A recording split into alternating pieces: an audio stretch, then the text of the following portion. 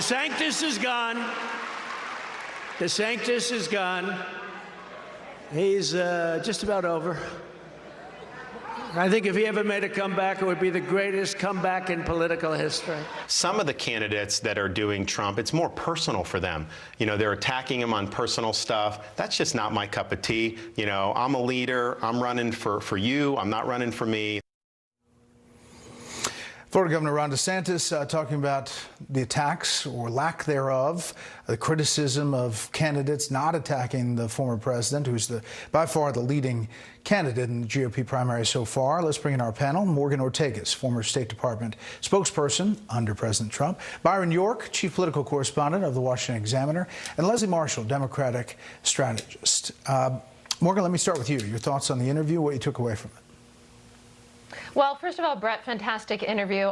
You're always a very tough person to ask the questions, and you certainly gave it to the governor. And I think that's important because, you know, you threw every sort of critique of his campaign at him. He did have solid answers, but I think what he will have to continue to work on is the message that he talked about, which is one, he's in his argument, the reason why he's running is that he doesn't think Trump can win. I thought it was powerful when he made the argument and said that he is running to be president, not just for the title, but he felt like now is the time. The issue that he's going to continue to have, and I have seen this in campaign after campaign after campaign, he put out very detailed policy proposals to you. He put out a 10-point economic plan today, which as a policy wonk, I read it, I loved it, I was going through the policy stuff, but that still has to translate to voters, and they still have to feel that emotion coming from him. And you're going to have to, here's the tall order, you're going to have to convince 37, 35, almost 40% of the Republican Party that you can beat Donald Trump and that you are a better general election candidate than he is. That's going to be tough whenever so many polls are out showing that Trump can beat Biden, but that's the key argument he still has to make. Yeah, Leslie, we talked a little bit about culture war. He doesn't like that phrase. He doesn't think it's the focus. However, his campaign has focused on some of those issues. Here's some of that pushback from him. You don't win a state like Florida that big if you're not doing things that are resonating. And I would push back. When I hear about, culture war, standing up for the rights of parents, standing up for the well-being of children, that's not some, quote, culture war. That is central to the lives of tens of millions of people throughout this country. Leslie, that said, he said today he spent talking, as Morgan mentioned, about economic pillars and talking about New Hampshire economy. Well, voters care more about the economy, whether you're a Democrat, a Republican, an independent, whether you love Trump or you're going to give DeSantis a try. I would echo some of what Morgan said, including that you give great interview, Brett, you do.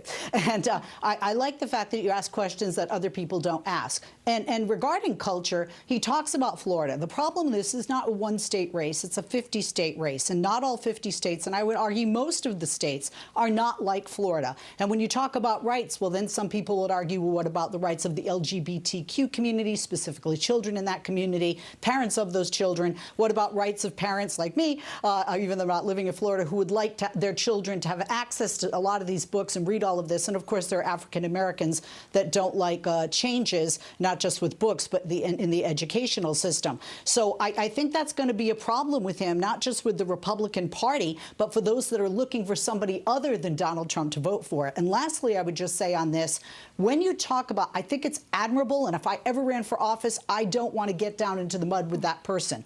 But if that person's Donald Trump, I don't think you can avoid it. I'm going to predict that Chris Christie comes up some points because he's playing the same game. Ron DeSantis is not, and I think that's actually going to hurt him when Donald Trump is on stage with him in those debates. We should point out that the governor gave us a lot of time today. We obviously had a show that we had to get it all into. I'm going to post the entire back and forth on my podcast. Byron, what was your takeaway?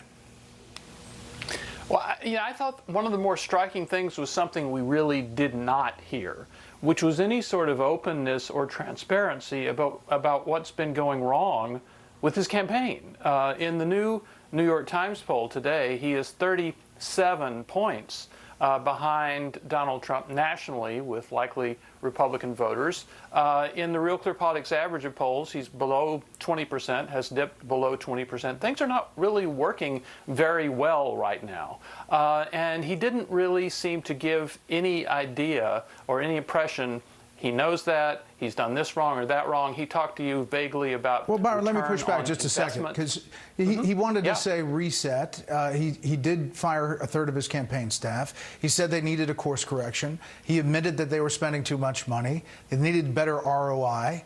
And then I pressed him on that Ed Rollins quote that was pretty harsh. If you think about Ed Rollins running his political action committee, saying what he said about him.